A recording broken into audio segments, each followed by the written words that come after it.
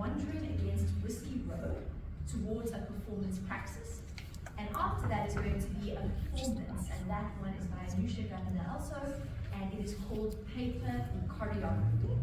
So we are going to see those two pieces, and then there will be some time afterwards for our discussion and Q&A and comments on what was stirring us as we finish. Thank you.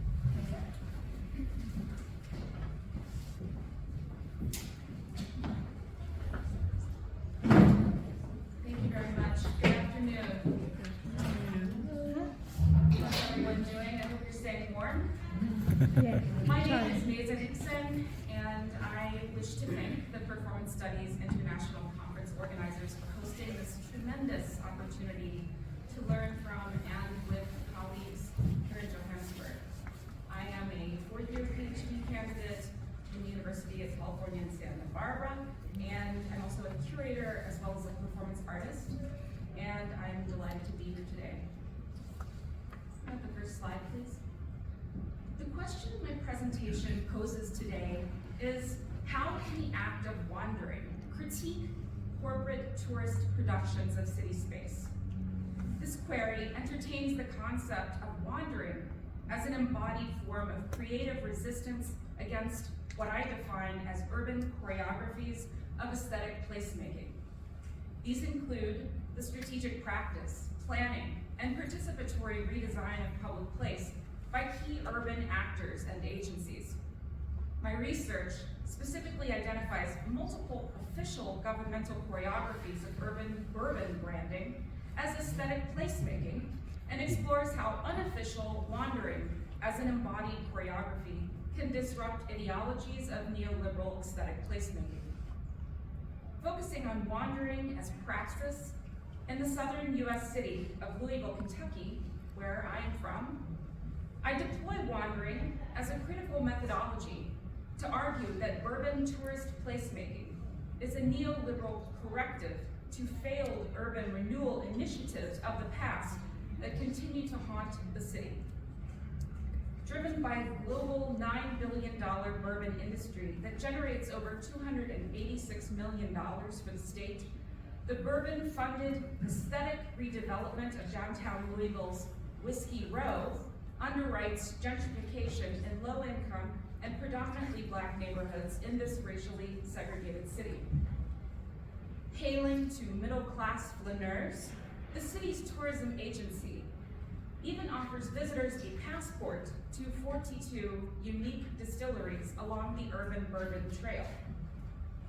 Bourbon placemaking reflects coordinated planning and advertising efforts designed to choreograph city users' bodies into trademarked tourist attractions and consumer expeditions.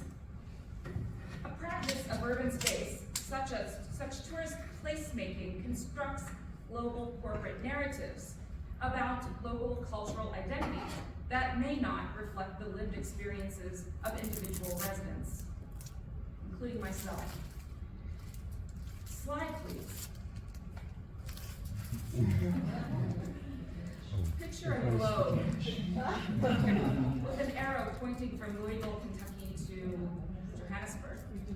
We saw that earlier. Oh, okay, cool. For PSI 28, rather than accepting the role of urban bourbon flaneur, I seek to consider how the critical wanderer mobilizes a more complex and idiosyncratic sense of place. Writing aesthetics and neoliberalism in Bangalore, India, author Jisha Menon asserts that making cities beautiful is crucial to the aspiration of remaking urban space in the image of the idealized world-class city. In a U.S. context, sociologist Sharon Zukin writes that cities such as New York and Los Angeles have effectively capitalized on culture and used it as an economic base. Drawing on urban theorist Richard Florida's concept of the creative class as an economic engine for struggling cities, historian and urban planner Brian Tochterman describes the progressively intertwined relationship of the state, global capitalism, and urban economic development since the 1960s. Regarding New York City, Tochterman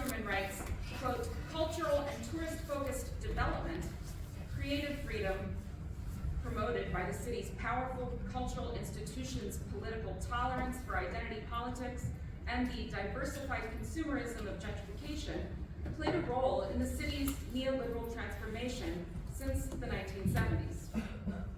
I built on this research to center aesthetic placemaking in Louisville, to ask, how does neoliberal Louisville perform placemaking choreographies in racially and economically segregated areas of the city, such as Louisville's West End Russell neighborhood, where a 26-year-old Black woman and essential worker, Breonna Taylor, was from. Taylor's tragic death at the hands of white police officers in 2020 sparked an ongoing dialogue surrounding the role of aggressive urban revitalization measures and police surveillance in the West End. My investigation into placemaking and its relation to Metro Louisville government, global capitalism, and urban economic development attempts to further the discourse on urban spatial practice, including critical wandering and structural racism. Okay, perfect. So these are examples of aesthetic placemaking in various U.S. cities that I highlight. And we have Santa Barbara's Chromatic Gate on the far right, and various other attempts to utilize aesthetics in branding space. In 2016, Louisville Metro government launched a national design competition for aesthetic placemaking and urban bourbon revitalization in an area of Louisville known as the 9th Street Divide. Slide, please. This is the divide that I'm referring to. The 9th Street Divide commemorates spatial practices starting from the 1930s to the 1960s in Louisville and in other U.S. cities, where the United States government initiated urban renewal as a program to address so-called, quote, blighted city neighborhoods across the country. Slide, please. Urban renewal operated in tandem with interstate highway construction and literally paved the way for what became known as, quote, Negro removal and white flight. Slide, please. The divide haunts the pressed lives of residents west of the divide in neighborhoods such as Russell and Portland, where people experience a marked difference in poverty, education, access to jobs, and health outcomes. These neighborhoods often have disparate health outcomes and are among the worst rated for life expectancy, asthma rates, diabetes, COVID death rates, and many more public health challenges. This is the site of the 9th Street Divide, which shows neighborhoods that were literally demolished. And this in particular is the beginning of the West End dividing line. So, following scholar Rebecca Schneider, I maintain that the divide is a performative record of mid-20th century urban planning that effectively segregated the city and perpetuates that division in the present. Slide, please. Perfect. Thank you. Further, the divide is both an archive and an operative site that conscripts the living to perform its work in terms of forcing city planners and users to grapple with this tear in the urban fabric today. As Louisville strives to overcome the structurally racist legacy of urban planning, the city is still plagued by the physical remains of urban renewal's infrastructural projects and metaphorical transportation monuments.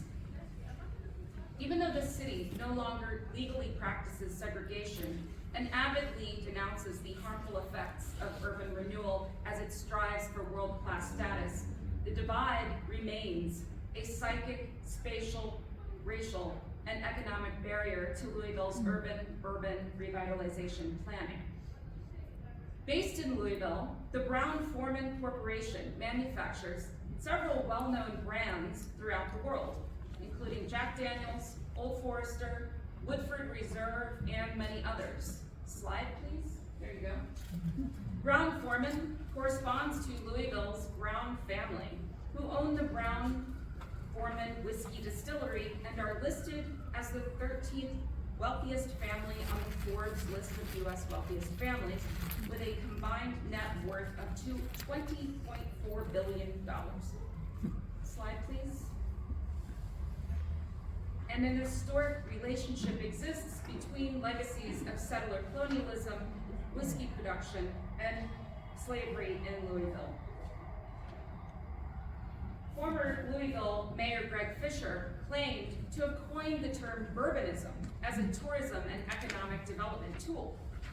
As Louisville accelerated its bourbon tourist rebranding of downtown, it folded the arts into its revitalization plans. And can we go back one slide, please? This is the slide of a gilded 32-foot tall statue of Michelangelo's David by the Turkish artist Serkanowskaya in front of a boutique art hotel funded by the Brown dynasty. And you can also see that it's showing the bourbon signage on the right, and David is looking towards the West End, towards the 9th Street Divide. In an effort to innovate or drive the economic revitalization of its quote-unquote dead downtown, within the last 2 decades, Louisville too has seized upon the creative city model, combining the public and private sector to promote urbanism with and through aesthetic placemaking. And in 2016, the city launched a national competition and request for proposals to redesign the divide. The competition called for a visual enticement to the I-64 highway overpass that would assist with the choreography of pedestrians across this thoroughfare. By launching, this is a good slide to exhibit.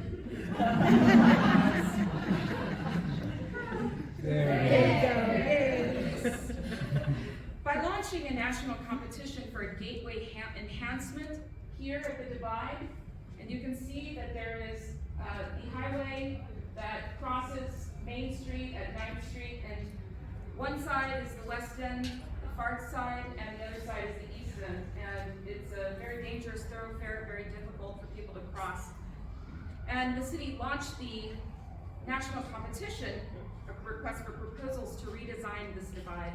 And the competition called for a visual enticement to this highway overpass that would assist with the choreography of pedestrians across the thoroughfare. And by launching a national competition for a gateway enhancement, the city performed a spectacle of governmental redress of this partition through the deployment of hegemonic art. As part of the design competition, community meetings were held in which constituents engaged in brainstorming sessions for creative programming ideas at the divide.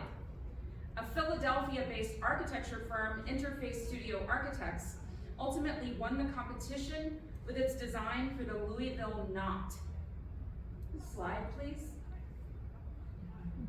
This is it, which the firm billed as a quick street improvisation and way to circumvent long-term spatial planning efforts such as removing the Highway 64 overpass at the divide altogether. Consistent with Louisville's new bourbon-themed identity, the architect's proposal constructed images of how this sculpture, the knot, would perform as an interactive, multimodal arts amenity that could conveniently be used as a bourbon bar and seating area. Illustrations show the word Louisville spelled out in orange metal tubes, indicating that the object is both a sign and new downtown tourist destination and experience. Slide, please. There are also, quote unquote, talk tubes, a workout station, bike racks, toolkit, happy birthday zone, fun lights, selfie station, and dining area. Slide, please. Photoshopped graphics placed model aesthetic bourbon consumers interacting at the knot while enjoying all of its elements. The architects thus staged not only the knot, but the entire streetscape as one communal production, starring middle-class, millennial, BIPOC, and white professionals reveling in buzzed ebullience and casual sophistication. By vivifying the knot through colorful illustrations of the object transforming the divide, the designs persuasively suggest that the city's aesthetic placemaking effort has already been achieved. A 2019 news article announced the project's grand opening and ribbon-cutting ceremony. Slide, please. Mayor Fisher proclaimed 9th Street is a divide, but art brings people together. And why not put a great piece of public art right on Main Street? In his monologue, Fisher also refers to the history of redlining in Louisville as a source of decimation of African American wealth and neighborhoods in what was known as the Harlem of Louisville. Following Fisher's statements, his co-star, 4th District, Councilmember Barbara Sexton Smith stepped up to the podium. Smith announced that she thinks the knot is going to represent commerce. Quote, "Yes, I believe art drives commerce. Just look down the street to the east a couple of blocks and you'll see a 32-foot statue of David." She says, "He was very controversial when he landed, but I will say he stands and rests and greets people into what was once called the #1 hotel in the world, full of art." "Art does drive commerce," she said. "Yes, it does." Despite not indicating how the extensive list of activities explicitly envisioned for the knot, including yoga, gardens, concerts, would be programmed or funded, Fisher and Smith vocalized several key themes of the project's narrative arc. That the West End streets were those of Metro Louisville government, to be appropriated as a staging ground for choreographed performances around objects that the city designated as art. What this analysis of the procedures of master planning, public art competition, publicity, and policy making of the knot demonstrates is that the structure enables the city's elaborate dance around the core issues of the divide that still haunt the West End. Borrowing from Louis Althusser, I characterize the knot as an ideological state apparatus that was born out of a governmental process to reinforce the power of the state to mandate public art in service of commercial development. The city's performatives of the knot choreograph citizens to accept the knot at face value and without critique, and to believe the dominant narrative that the knot really is improving connections between East and West, when it in fact has never demonstrated this function. How does a contemporary wandering of the knot in situ reveal other specific disparities between the city's mythologization of the knot and the lived experience of its material form? Contrasting Louisville's policy and publicity framing of the knot with the built sculpture at the divide, I add wandering to the methods of performance and dance studies scholars who remap urban space through the body. From the vantage point, the dancer and urban flaneurs, San Juan's kinesthetic investigation of the production of multiple Chinese identities in global cities informs my deployment of critically embodied wandering as a spatial tactic in Louisville. Similarly, I show how the knot produces place and how critically wandering bodies also re-choreograph the area of the knot. Slide, please. While the Transportation Archive upstages the knot in turn entraps the living body within its frame. In order to study it, my wandering body becomes ensnared within the spatial quagmire of the overpass. As I take in the suffocating air, I reflect on the possible health risks associated with wandering within such a polluted space. Although I have the urge to flee, I wander to and around it, and this wandering becomes an act of physical endurance, self-annihilation, and choreography of protest against urban aesthetic placemaking and the toxic overpass. In my own wandering against Whiskey Row, I've become aware of how my body also performs as an archive in real time. And in contrast to the scant passers-by who walk quickly through the overpass, I haunt the knot. In my ritual wandering around and behind the knot, I note the palpable absence of other bodies in the overpass compared to nearby streets. Slide, please. Physically experiencing the sculpture, I confront the stark contrast between the built structure and the city's rehearsed talking points promising human presence and interaction through key amenities. But people do not meet at the knot to converse beneath the overpass through the tubes, nor do parents bring their children to play on the highly touted swing amenity.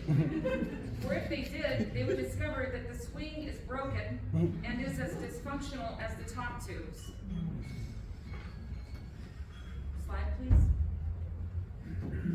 Strategically placed between distilleries and signage at 9th and 10th, the knot further conducts a spatial clearing of unwelcome bodies while appealing to moneyed tourists and pedestrians. Wandering west at 9th and Main, I find orange distillery wayfinding signage on the street that matches the color of the knot and draws the sighted eye to the overpass. As envisioned, the sign provides a gateway enhancement to the overpass and welcomes the bourbon flaneur to the neighborhood by listing the number of minutes it takes to walk to nearby distilleries on the ever-expanding Whiskey Row. And you can maybe see, can you go back once, please? You can see that you can walk 35 minutes to the Rabbit Hole Distillery, 25 minutes to Angel's Envy, and 15 minutes to Old Forester. Wandering around the knot enables an awareness of an ambassador patrol that routinely circles the knot on foot, and bicycle, and in cars, while stopping to surveil people from the happy birthday lot. Slide, please. The happy birthday lot is so named after two Louisville sisters who published the happy birthday song in 1893. The ambassadors form a mobile urban army who contribute to the militarization of public space through what Sharon Zukin describes as, quote, a democratic discourse of aestheticizing both cities and fear. And with this patrol in place, the city manifests its panoptic power through the knot and its surrounding geography, rendering the sculpture an aesthetic tool of surveillance.